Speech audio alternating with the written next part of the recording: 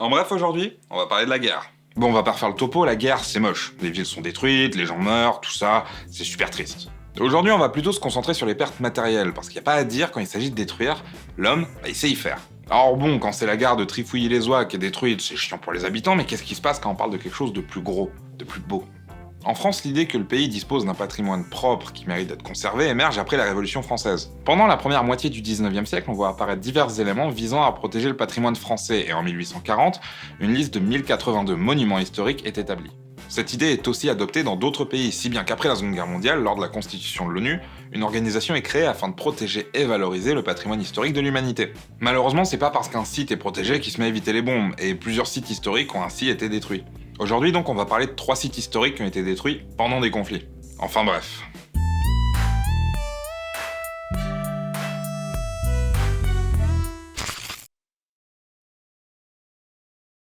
Premier monument dont on va parler, les Bouddhas de Bamiyan. Pour situer le truc, Bamiyan est une ville située au centre de l'Afghanistan actuel, mais qui a tout au long de l'histoire subi l'influence de divers grands empires, l'Afghanistan n'acquérant son indépendance qu'en 1747. La ville et la région de Bamiyan ont, au cours du premier millénaire de notre ère, connu diverses dominations. La domination de l'empire sassanide, qui élève le zoroastrisme en religion d'État et domine la région au cours du 3e et 4e siècle. La domination du royaume Kidarite, au 4e et 5e siècle. La domination des Svetauna, à vos souhaits, les Huns blancs au 5e et 6e siècle. C'est durant l'une de ces 3 périodes que sont construits les Bouddhas de Bamiyan. D'ailleurs, c'est quoi ces Bouddhas? Les Bouddhas de Bamiyan sont au nombre de 3. 2 Bouddhas situés côte à côte, un mesurant 53 mètres de haut, l'autre 38 mètres, et un dernier mini-Bouddha de seulement 10 mètres de haut situé un peu plus loin. Ces Bouddhas étaient creusés à même la falaise pour tout ce qui est gros œuvres. Pour le reste, les locaux de l'époque avaient utilisé une espèce d'enduit à base de paille et d'argile histoire de fignoler le bousin. Et malgré le fait que ça nous semble vachement rudimentaire, tout ça, les Bouddhas, ils ont tenu plus d'un millénaire et demi. Les tentatives d'invasion anglaise de l'Afghanistan entraînent les premières destructions sur les Bouddhas.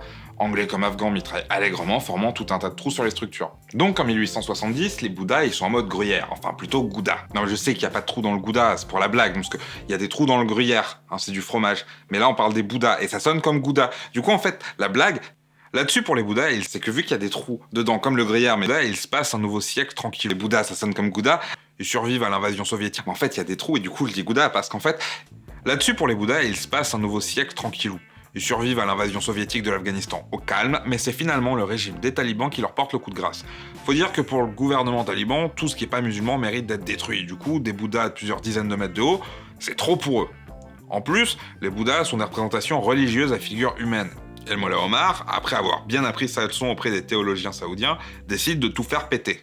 Mais faut pas le faire chier, Omar. Il a quand même fallu 1 mois de bombardement et de pose d'explosifs pour faire disparaître les Bouddhas.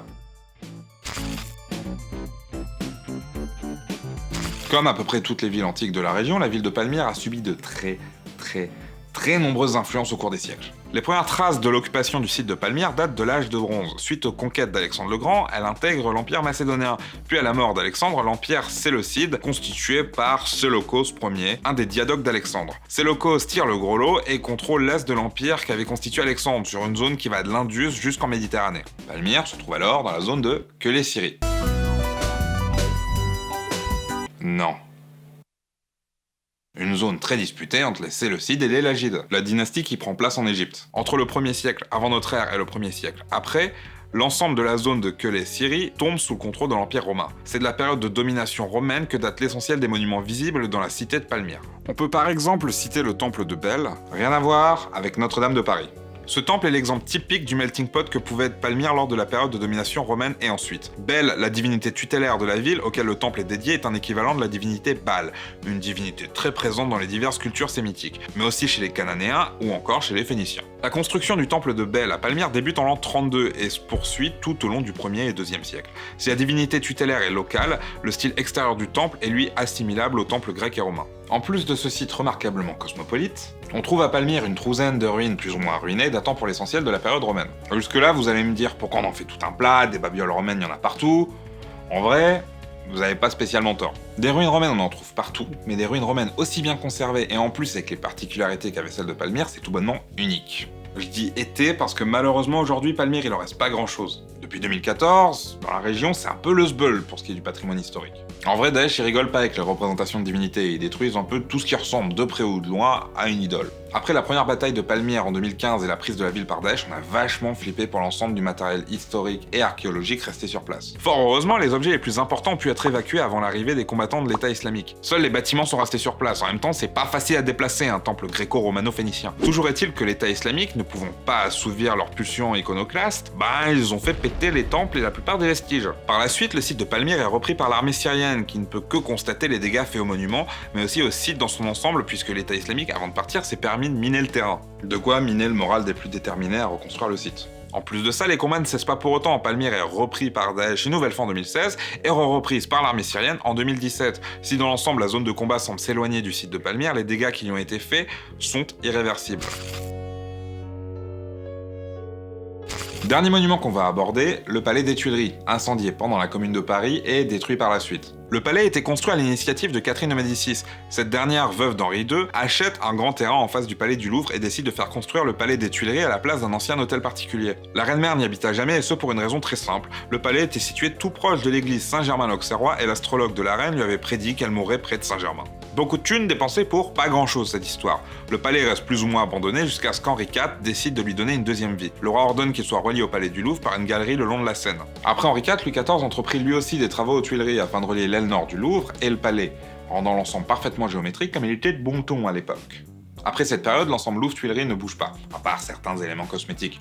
Le palais devient la résidence de certains organes de la Première République, puis de Napoléon Ier, de Louis XVIII, de Charles X, de Louis-Philippe, puis de Napoléon III. C'est d'ailleurs à la fin du Second Empire que les choses se corsent pour le palais. Non, tu vois la blague cette fois? Non, parce qu'en fait, Napoléon, il est d'origine corse. Et en fait, là, quand je dis ça se corse, c'est drôle parce que vu que lui, il est corse, et en fait, ça fait corse. Et en fait, du coup, ça se corse pour le corse. Et en fait, après la défaite de Sedan contre la Prusse en septembre 1870, le Second Empire français tombe.